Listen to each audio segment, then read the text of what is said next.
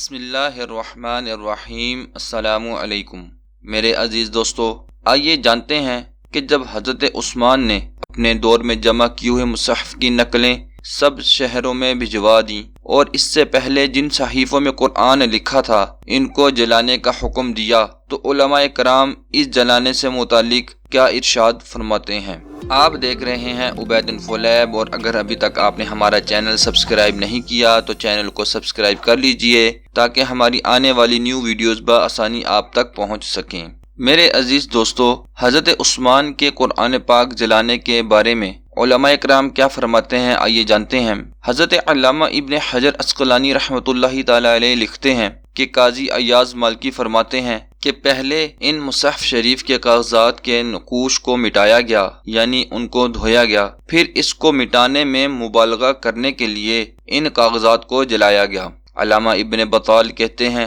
جن کتابوں میں اللہ کا نام لکھا ہو ان کو جلانا جائز ہے، اس عمل میں ان کتابوں کی تکریم ہے اور ان کو بے ادبی سے بچانا ہے۔ علامہ کرمانی رحمۃ اللہ تعالی علیہ فرماتے ہیں کہ جو آیات منسوخ التلاوت یا وہ آیات جو لغت غیر قریش پر نازل ہوئی تھی یا آیات کے ساتھ جو تفسیر لکھی ہوئی تھی، حضرت عثمان غنی رضی اللہ تعالی عنہ نے ان کو جلانے کا حکم فرمایا تھا۔ ملا علی قاری رحمۃ اللہ تعالی علیہ لکھتے ہیں کہ حضرت عثمان غنی رضی اللہ تعالی عنہ نے جو صحائف جلائے تھے ان پر قرآن مجید کے بوسیدہ اوراق کو قیاس نہیں کرنا چاہیے، کیونکہ انہوں نے ان اوراق کو جلایا تھا جن کا قرآن ہونا ان کے نزدیک ثابت نہیں تھا، یا جو الفاظ تفسیر قرآن کے الفاظ کے ساتھ اس طرح ملے ہوئے تھے جن کو الگ کرنا ناممکن تھا۔ ان کو جلانے کے لیے یہ طریقہ کار اختیار کیا گیا تھا، کیونکہ اگر وہ قرآن ہوتے تو کوئی بھی مسلمان اس کے جلانے کو جائز نہ کہتا، اور اس کی دلیل یہ ہے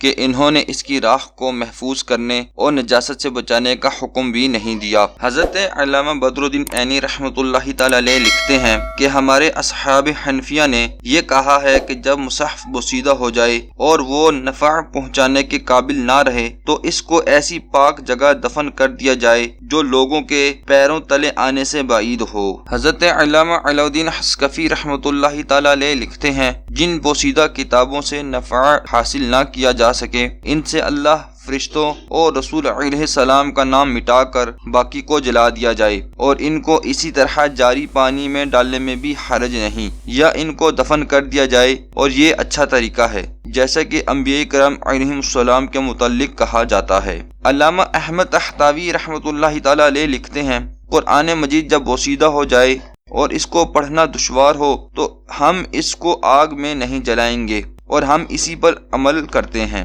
حضرت علامہ شامی رحمۃ اللہ تعالی علیہ لکھتے ہیں کہ جب مصحف شریف پرانا اور بوسیدہ ہو جائے تو اس کو دفن کرنا اچھا ہے، جیسا نبیوں اور ولیوں کو دفن کیا جاتا ہے، اور باقی دینی کتابیں جب بوسیدہ ہو جائیں تو ان کا بھی یہی حکم ہے، اور دفن کرنا تعظیم کے خلاف نہیں ہے، کیونکہ انبیاء کرام علیہم السلام کو بھی دفن کیا جاتا ہے۔ اور ذخیرہ میں لکھا ہے جب مصحف شریف پرانا ہو جائے اور اس سے پڑھنا دشوار ہو جائے تو اس کو آگ میں نہیں جلایا جائے گا۔ امام محمد نے اسی طرف اشارہ کیا ہے اور ہم اسی پر عمل کرتے ہیں۔ اسی طرح اگر کسی پاک جگہ قرآن مجید کو رکھ دیا جائے جہاں نہ کسی بے وضو کا ہاتھ لگے اور نہ گرد و غبار پڑے، نہ اس کی تعظیم میں فرق آئے، تو یہ بھی جائز ہے۔ میرے عزیز دوستو، امید ہے کہ آپ کو آج کا چیپٹر پسند آیا ہوگا۔ علم دین کو پھیلانے کی نیت سے اس ویڈیو کو اپنے دوست احباب سے بھی شیئر کیجیے۔ جزاک اللہ خیرہ۔ اللہ حافظ۔